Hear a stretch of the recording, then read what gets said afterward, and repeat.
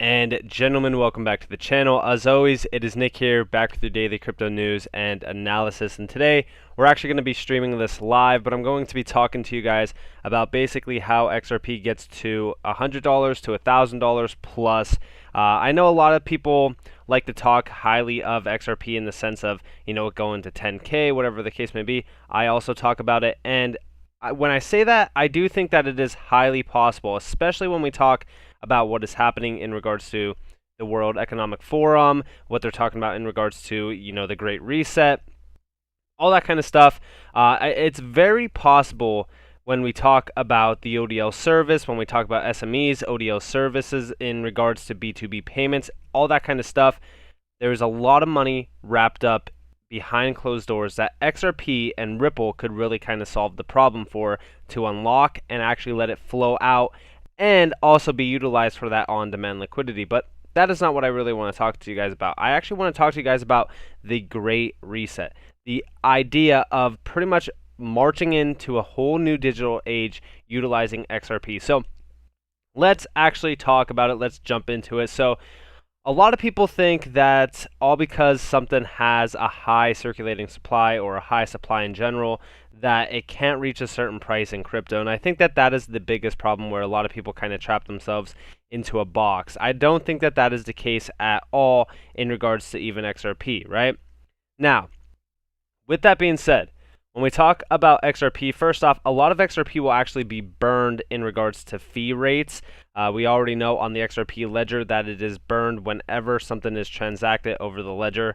There hasn't been too much transactional flow over the XRP ledger to really result in a major fee burn in regards to XRP, but we do see that a little over 9 million has been burned already. That is why we see the max supply to total supply in a change here.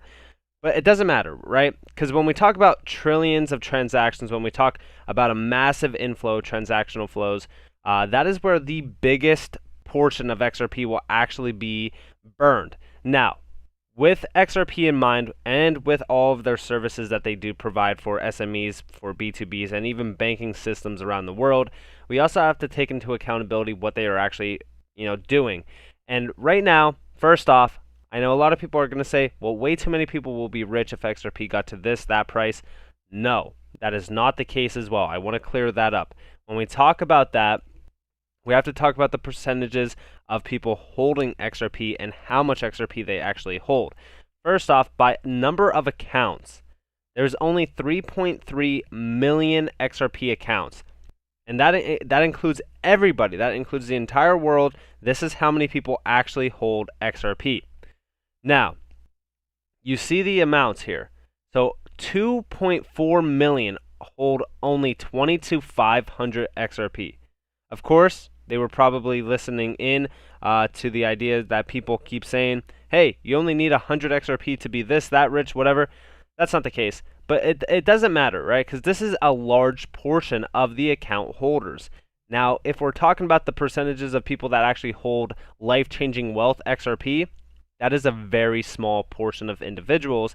And even when you talk about the 1% of individuals in the world that are absolutely filthy rich, it's a small portion of people. And I think that that is going to be the case for people who have, what it takes to actually hold XRP for the long term.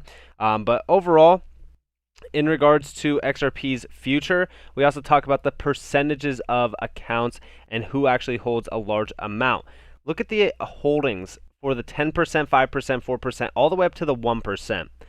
That is actually not a lot of capital when we talk about where we were able to actually accumulate XRP, even just this year. Back in January, XRP was at 22 cents. And I understand it, we're not at these major price influxes that a lot of people have been calling for, $10, $20, whatever the case may be. But realistically speaking, when we talk about what is happening this year alone with the SEC lawsuit, which looks like it's boiling down to Ripple basically winning, and we also talk about pretty much the idea of Songbird, Flare launching. We also talk about a lot of things in regards to the ODL services being launched around the world, and also not to account for the fact that there is a lot of news happening with the WEF. They're talking about ISO 222 tokens, all that kind of stuff. Listen, XRP will have its day during this bull run, just as it always has. In fact, I still think that $25 to $35 is achievable this bull run without any news.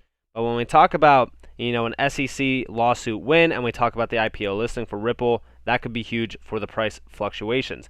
But that's not what I want to talk about today in this video. I want to talk about what is actually happening, the overall basis of the video for $1,000 plus XRP. So, tokenization. First off, Ripple is talking about the WEF here, the World Economic Forum. The World Economic Forum has been a huge piece of the puzzle for what is actually happening behind closed doors, because nobody in the XRP community, myself included, and BitBoy, please do not listen to what BitBoy is saying. And that's not me coming from, an idea that, BitBoy is this huge individual in the crypto space and we shouldn't be listening to him. No, that's not the case. It's the idea that he still thinks that, everybody actually cares about his insider information. I don't know who his insider information is. He never reveals it. I don't know. I just think that that's kind of weird. I think it's more so for clickbait use. But when we talk about the World Economic Forum and we talk about things that are actually moving behind closed doors, nobody knows, for an example, what is actually happening. They could be building out, CBDC infrastructures with XRP and Ripple. We don't know. All we know is that we could speculate from what is actually happening, from what Ripple is saying, from what the World Economic Forum is saying, from what we see in the news, from what we see happening in the world in regards to a great reset, flip the switch event, if you will. So realistically, when we talk about evolving RippleNet for a tokenized future, and this is coming from the World Economic Forum as well, they're even saying the World Economic Forum projects 10% of the world's GDP will be tokenized by 2027. Read our blog post and you could really kind of learn about this. Now, I really want to talk to you guys a little bit about this. So, first off, they're saying with 40% already testing proof of concept programs in regards to CBDCs, right? So central bank digital currencies. I've been talking about central bank digital currencies for a very long time. I've been talking to you guys about how huge this actually is. Now, obviously, yes, a lot of people don't like the CBDCs because it actually takes a lot of control from the people, basically puts all of the control in regards to the central banks and also into the government's hands. A lot of people think that this is for escaping the shackles that the government puts on us in regards to finance. But realistically, this actually gives them even more control over us because all transactions will be public and easily to find at that point. But it doesn't matter. That's why we are investing in the XRP. So we don't have to worry about taxation. We don't have to worry about, finance, for an example. We don't have to worry about money anymore. We want financial freedom. And it is, realistically speaking, the end goal for a lot of individuals out there. We don't want to live in this society where we have to work the 9 to 5. We don't have to grind every single day.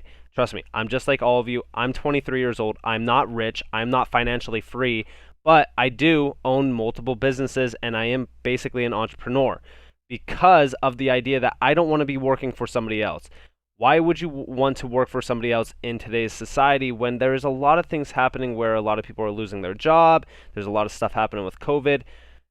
All of us want to escape the 9 to 5. We don't want to grind for the rest of our lives. We were never made to work every single day for the rest of our lives. We want to spend time with our family. We want to do the things that we love to do.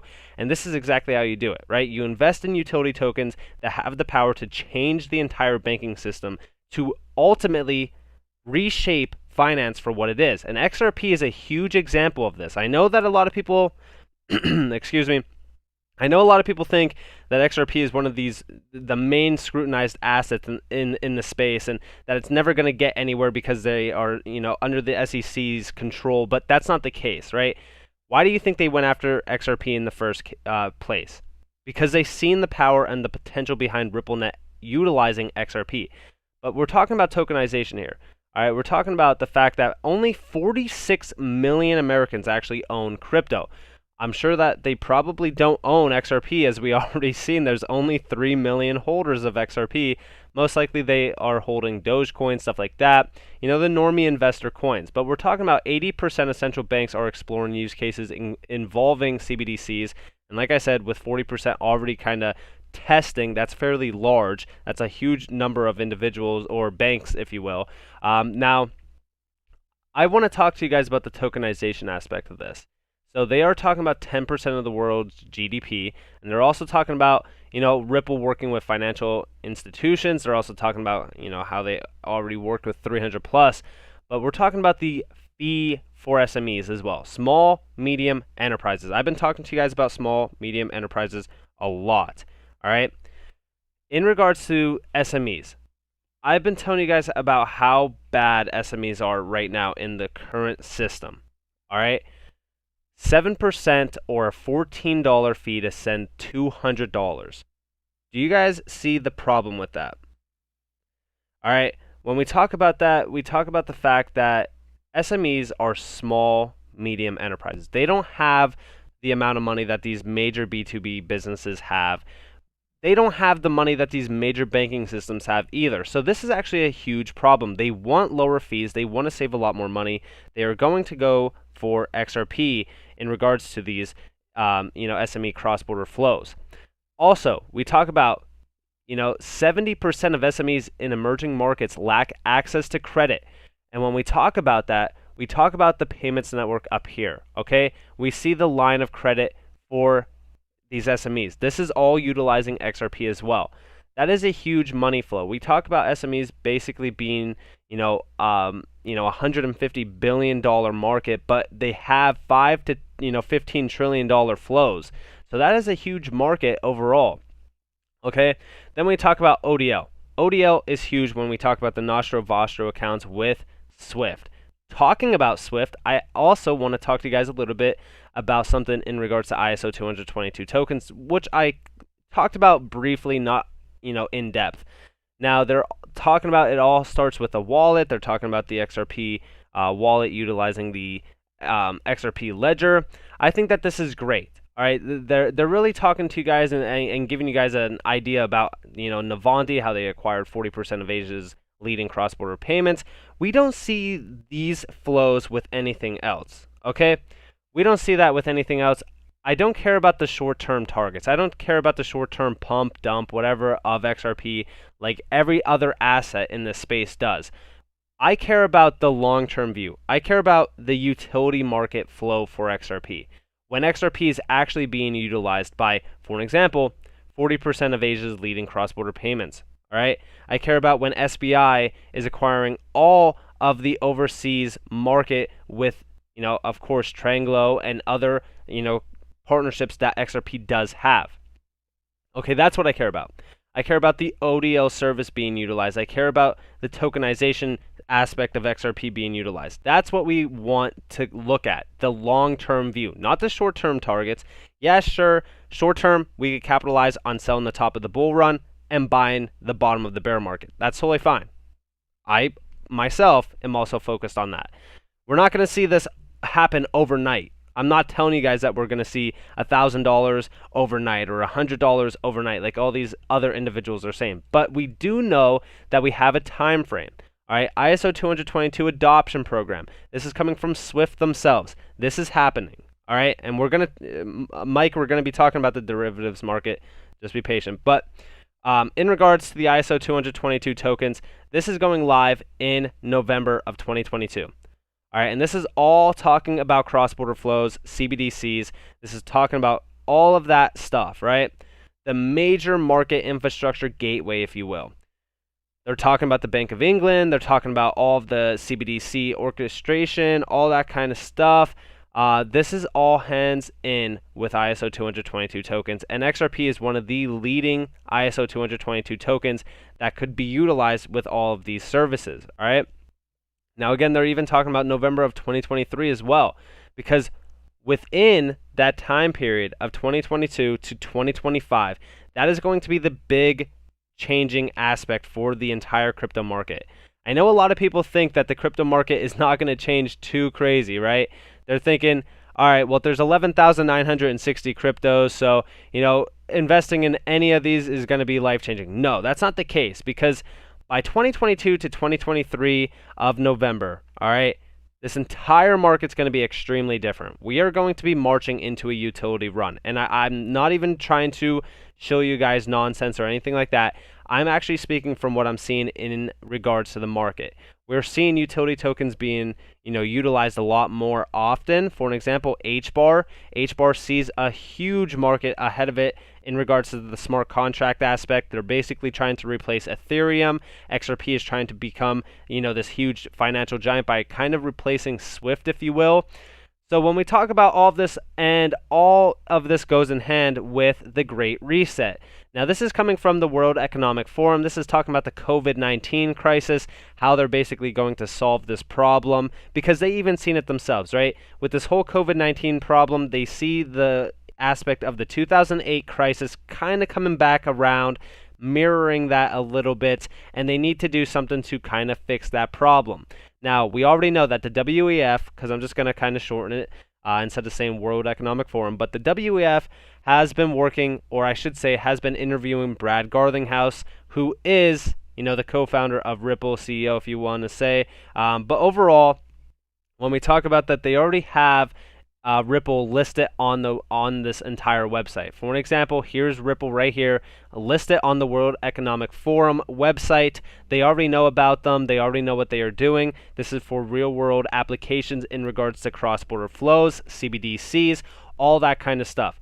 This is a huge financial giant that a lot of people are kind of, just saying, yeah, but I don't think Ripple or XRP is going anywhere. The SEC is suing them, whatever. I think a lot of people forget about the fact that the SEC sues a lot of companies. And from what I've seen, Ripple themselves do not want to settle with the SEC. They don't. They want to get to that point where they could have that IPO listing. How do you think they get that? By winning this lawsuit. I think that they have an easy win in regards to this.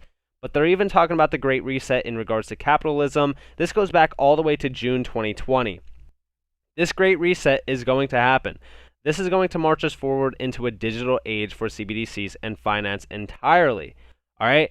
Now, with this being said, okay, I don't think this goes to trial at all. I think that the case gets dismissed long before that. I actually think that Ripple is going to win this because we see a lot of scrutinization coming out in regards to the Ethereum, Bitcoin sort of corruption that's happening with the SEC. I think that that is a perfect idea on why this entire case is pretty much all corrupted, and it is crumbling beneath the SEC's feet. Also, Ripple and XRP has the money to really win this, but I think the basis on this is that nobody's really kind of looking into why they, really target XRP and Ripple. Sure, it's easy to target XRP and Ripple because they know that it is a big, target, considering the fact that it was basically coming for Ripple or Ethereum and Bitcoin, right? It is a big problem for those people who are in proof of work or in proof of stake projects because Ripple and XRP, well, XRP itself is a consensus protocol asset.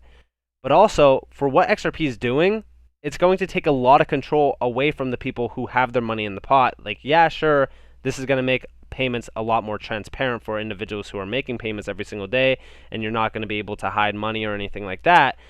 But it doesn't matter, right? Because we're going to be invested in XRP at the time when this actually goes live. All right, but also I want to talk to you guys a little bit about the World Economic Forum, right? So here's the briefing paper from January of 2021. This talks about everything in regards to CBDCs. They're talking about essentially all of the money. Now, this is talking about technology choices, regulatory choices as well, all this stuff. They're talking about financial inclusion, aid disbursement, all of this. They're even talking about, interoperability, which I've been telling you guys about for a very long time. They're even talking about the technology selection as well. I think when we talk about the idea of XRP being worth a lot, we talk about CBDCs, we talk about all of the money, we talk about all of this stuff. The best part about this whole article, okay, is that they're talking about the BIS, they're talking about all of the stuff in regards to Ripple, and the best part about this is that Ripple is included in this article. Down here, if this could load 1 second. So there we go. So here is Ripple writes, let me enter, sorry. Susan Friedman, whatever, head of public policy, Ripple USA. Now, the reason why she is listed and the reason why Ripple is listed here is because they're even talking about, sorry, they're talking about unbanked, underbanked, they're talking about synthetic CBDCs, they're talking about retail CBDCs as well. This is for all of the markets to really kind of grasp CBDCs. They're even talking about wholesale. This is for cross-border flows, domestic wholesale as well. When we talk about those payments, when we talk about even SDRs, which is special drawing rights payments, those are huge, right? All of this market is trillions to quadrillions of dollars. And I think that that is the biggest problem that people have to comprehend how much money is actually out there. Now, this goes hand in hand with Interledger, right? We know about R3. R3 is a little bit of a competitive, technology for XRP, but I don't think that it is a big concern or problem. I've talked about it multiple times on this channel. But when we talk about the World Economic Forum, which is listed here as well, talking about CBDCs, policymakers, toolkit, and all that kind of stuff that includes Ripple and XRP, but we also talk about the BIS, we talk about the Digital Dollar Project, we even talk about the European central banks in regards to CBDCs. I want to touch base on Interledger, okay?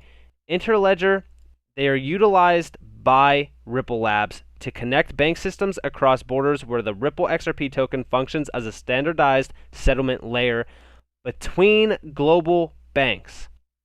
Okay? That is absolutely massive, but I don't think people realize how big Interledger actually is. When we talk about the entire, we talk about all of the money.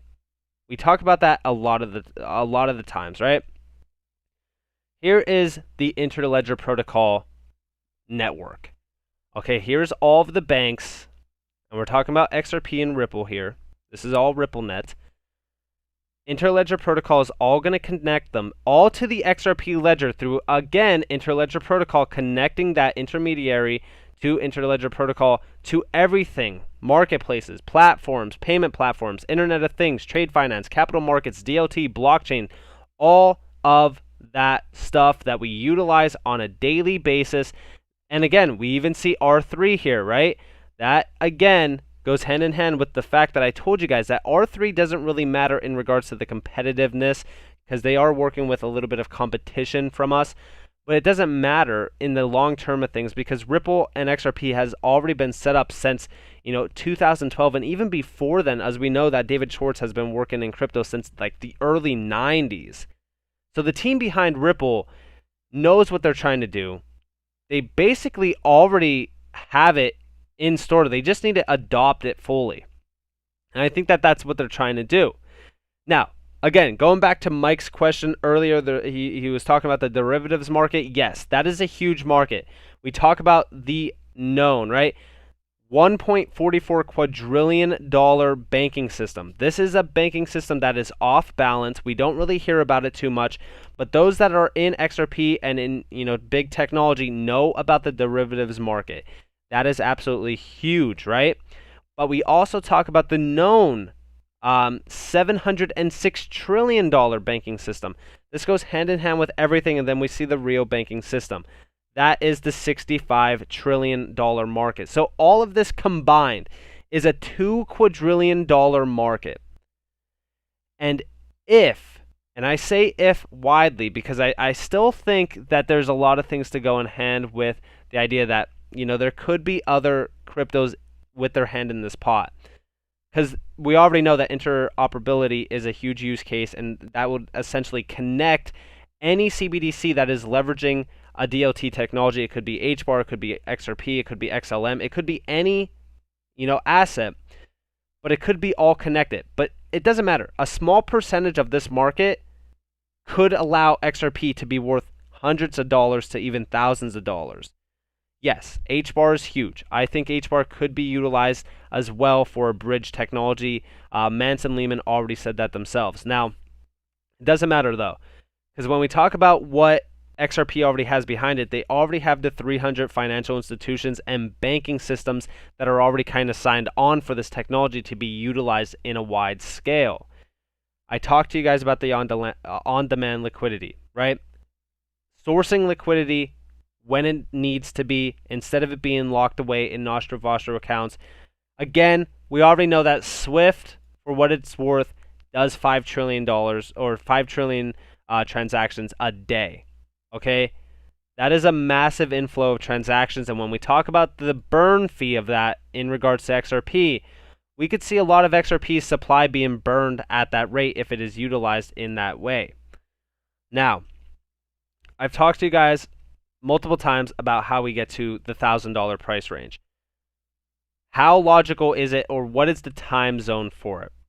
Because a lot of people will tell you that it's going to happen tomorrow. You're going to wake up tomorrow and you're going to be the next Jeff Bezos, realistically speaking. That's what they're saying. But that's not the case. Do not get your hopes up on the idea that XRP is all of a sudden, they're going to flip the switch and you're still going to be holding XRP and you're not even going to know about it, but all of a sudden your balance is going to go from, $1,000 that you invested to trillions of dollars. That is not the case. But I will say this. They will try to shake you out of XRP all day long. We already know that. Okay, we can go to the all-time chart. Going back to, here's December, right? So when this huge crash happened, a lot of people already were out of XRP. They sold, they got out. I know friends that I had invested in XRP at very cheap prices, realistically, that sold their XRP at nearly a loss. All right, around the 20-cent range. So when we talk about major, fear aspects of the market, we talk about corruption, manipulation, that will happen. All right, a lot of people will be shaken out.